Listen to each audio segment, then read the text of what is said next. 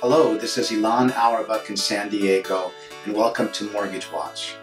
As you know, we've been doing a series on your life in cyberspace, and I want to continue to point out some things that are going on that some people are aware of, but typically you may not be. There's a lot going on behind the scenes, or as we like to say, up in the cloud. You know, there's a lot of global and personal cyber exposure that we have, companies have, and governments have. Some of the leading cyber warfare countries are Russia, China, Iran, the US, and of course North Korea that hacked into Sony Pictures because they were upset about the movie coming out there.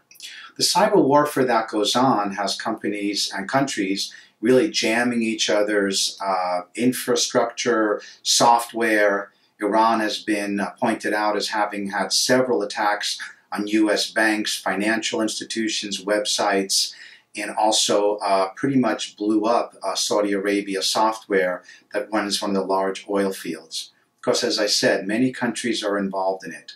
Another thing that some people are aware of, but not everyone, is what we call cyber surveillance. Most countries, governments around the world, are engaged in cyber surveillance of their own citizens.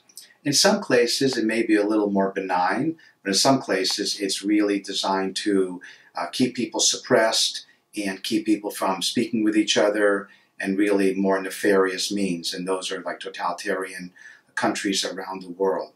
A lot of the software is produced by countries in the US, in Europe, in Russia, and of course the countries that I mentioned earlier. There's a bill before the US Congress to limit the sale of some of these US-produced software programs, but there are plenty of companies in Europe, as I mentioned, and Russia that produce these things for sale. Came out recently that a company in Italy had produced a lot of cyber surveillance programs that countries are using, like Turkey and other countries, and China, to stop people from communicating on Twitter and generally being in touch with each other about whatever thing they want to speak about. Most of this doesn't affect us personally living in the USA, but cyber surveillance and cyber hacking is growing all around the world. I've mentioned previously that I think it's one of the major trends, if not the major trend, that we're going to be watching and living and being affected by over the coming years. So it's important to be aware of it.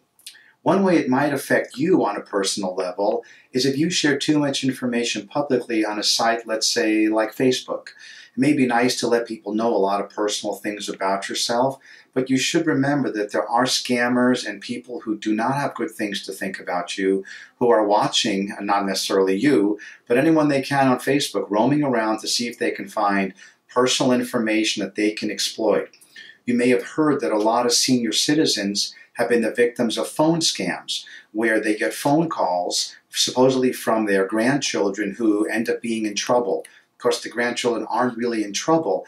It's someone who read the grandkids' accounts on Facebook and got information that they could call the grandparents with and try and scam them.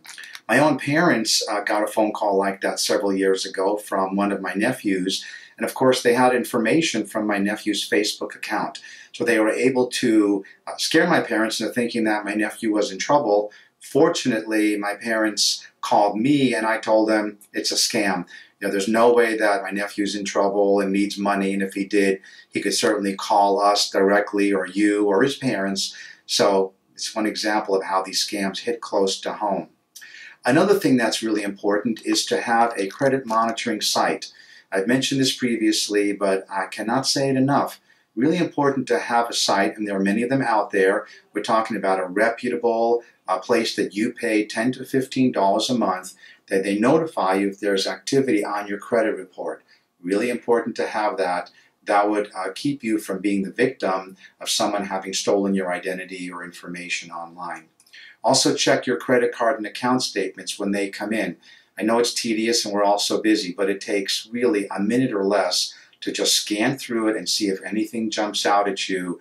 I actually have somebody I work with who did that the other day and discovered, oh, there were 2 charges on there they don't recognize. So fortunately, they caught him in time, and it lets your credit and your security be protected. And now we're going to shift to the economy and talk a little bit about what's going on. A couple of weeks ago, it was released that 14 of the 18 Federal Reserve governors were in favor of a rate hike sometime this year, probably towards the end of the year.